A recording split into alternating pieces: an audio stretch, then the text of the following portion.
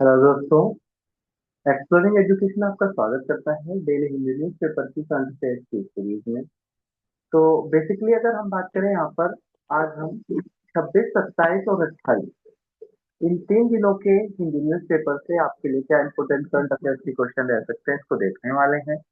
अगर हम बात करें पहले क्वेश्चन की, तो पहला क्वेश्चन कह रहा है कि लट्ठमार होली होती है, तो ये कहाँ सेलिब्रेट की जाती है। बहुत फेमस है और अक्सर पेपरों में ये क्वेश्चन पूछ लेता है, आर्ट एंड कल्चर का क्वेश्चन बना के। तो उत्तर प्रदेश के जो बरसाना मथुरा वाला इलाका है वहां पर ये लठमार होली खेली जाती है। ये क्या हो जाएगा, अपना सही आंसर हो जाएगा बरसाना, उत्तर प्रदेश।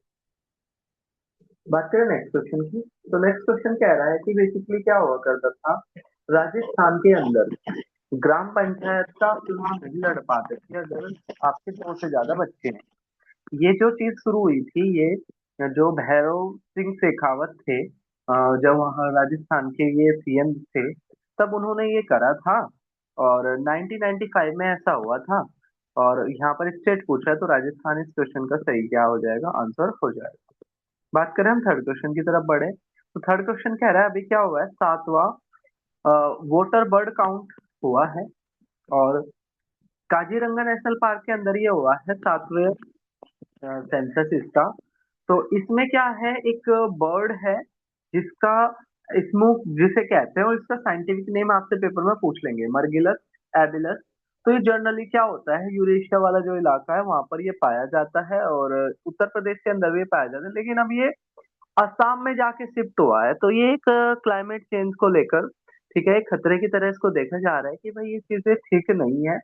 और यहाँ पे आपसे इसका नाम पूछ लेते हैं, तो पूछ सकते हैं, तो इसमें तो इसका नाम रहेगा, जिसका साइंटिफिक नेम मर्गस एबलस है।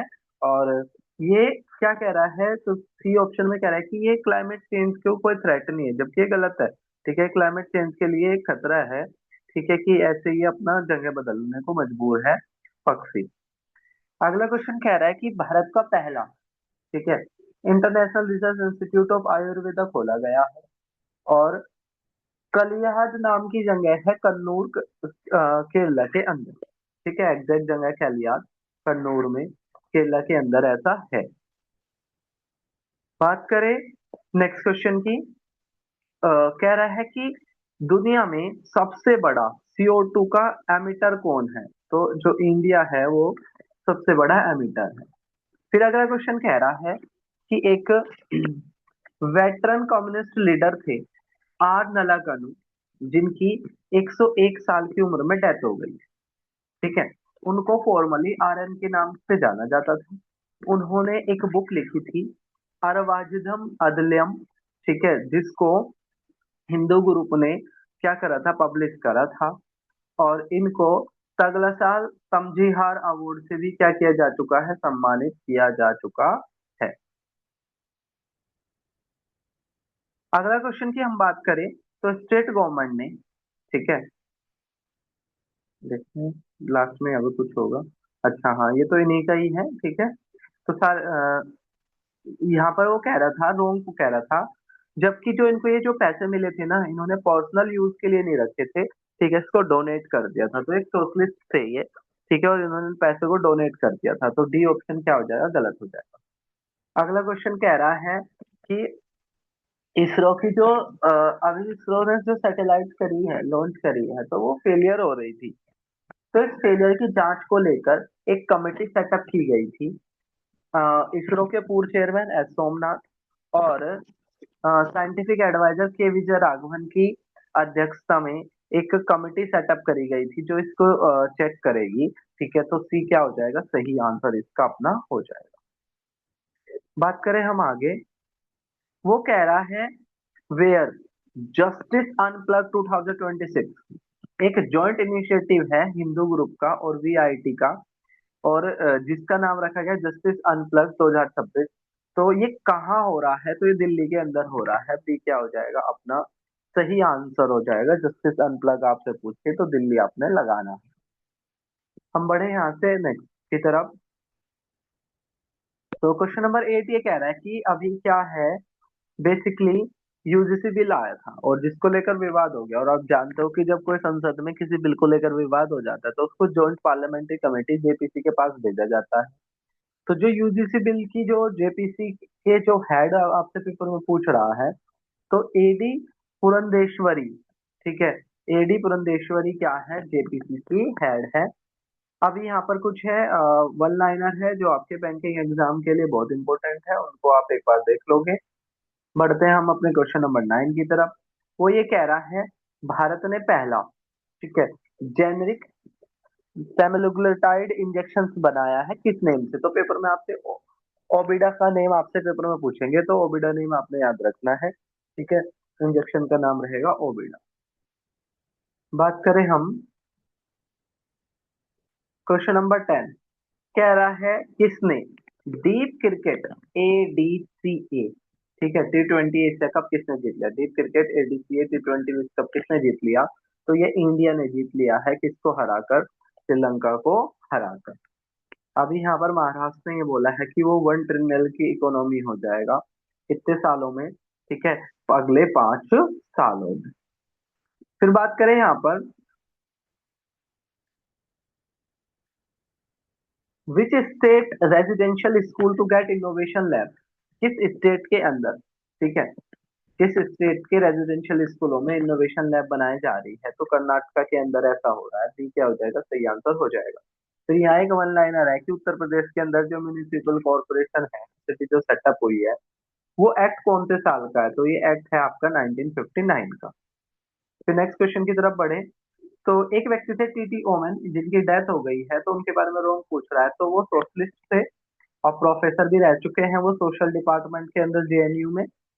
इसके अलावा जो भूदान जो एक आंदोलन चला था जिसमें लैंड डोनेट को लेकर था, और गुजरात हार्मनी प्रोजेक्ट से ये जुड़े हुए थे। इनको 2008 में Padma Bhushan, VKV Rao prize sociology के अंदर और जीएस गुरे प्राइज सोशियोलॉजी के अंदर मिल चुके हैं। तो आप कई बार पेपर में ये क्वेश्चन आपसे पूछ लेते हैं। तो टीटी ओमन और 2008 में इनको पद्म भूषण प्राइज मिल चुका है।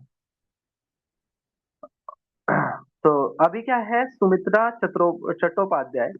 तो बेसिकली क्या था, बंकिम चट्टोपाध्याय ने क्या लिखा था, वंदे मातरम सॉन्ग को लिखा था, और उनकी 5th जनरेशन, ठीक है, यानी कि 5वीं पीढ़ी के व्यक्ति सुमित्रा चट्टोपाध्याय ने बीजेपी ज्वाइन कर लिया। तो आपने कौन सी पार्टी ज्वाइन करी ये इंपॉर्टेंट नहीं है, लेकिन पेपर के लिए आपके लिए इंपॉर्टेंट है। वंदे मातरम को किसने लिखा था, किस बुक से इसको लिया गया था? तो आनंद मठ बुक से इसको लिया गया था। पहली बार कब गाया था? तो 1896 में, 1896 में कांग्रेस के सेशन में इसको गाया गया था, ठीक है। और अभी ये पूछ लेंगे कि जो सुमित्रा चट्टोपाध्याय हैं वो बंकिम चंद्र चट्टोपाध्याय की कौन सी पीढ़ी के व्यक्ति है? तो ये इसकी 5वीं पीढ़ी के व्यक्ति है। फिर आरबीआई ने क्या करा है, जो एसबीआई का एमएफ का जो एसोसिएशन था बंधन बैंक का, उसको क्या कर दे दिया, मंजूरी दे दी है। बात करें, अभी हमने बेस ईयर को क्या करा है, चेंज कराया है, और बेस ईयर को चेंज करने के बाद, ठीक है, जो जीडीपी की जो फोरकास्ट है, नई जीडीपी की जो फोरकास्ट है वो कितनी है, 7.6। चीफ इकोनॉमिक एडवाइजर कौन है? वी अनंता नागेश्वरन अभी क्या है, चीफ इकोनॉमिक एडवाइजर। अगला क्वेश्चन कह रहा है नाबार्ड के चेयरमैन। तो नाबार्ड एक, जिसकी फुल फॉर्म है, ठीक है, national bank for agriculture and rural development. और ये क्या करता है, जो एग्रीकल्चर क्रेडिट का ग्रामीण जो शाख है, ठीक है, उसका सबसे बड़ा स्रोत है। और के वी साहजी क्या है इनका, ये अभी नाबार्ड के chairman. What is the name of indigenously developed light combat aircraft? तो भारत के जो पहले indigenously developed light combat aircraft का नाम क्या रहेगा? तो प्रेजेंट इनका नाम रहने वाला है, और द्रौपदी मुर्मू पहली बार इनने चढ़ी है। तो वो एक न्यूज में था जिसको हमने क्या करा है, मेंशन कर लिया था। प्रेजेंट नाम से आपने याद रखना है। शांति एक बिल के मेंशन हो रखा है यहाँ। तो शांति एक बिल है जो बात कर, वो जो किससे जुड़ा हुआ है, वो न्यूक्लियर एनर्जी से जुड़ा हुआ है, ठीक है, जिसमें जिसके तहत क्या है कि प्राइवेट सेक्टर में न्यूक्लियर एनर्जी को भी परमिशन मिल जाए। बात करें नेक्स्ट क्वेश्चन की,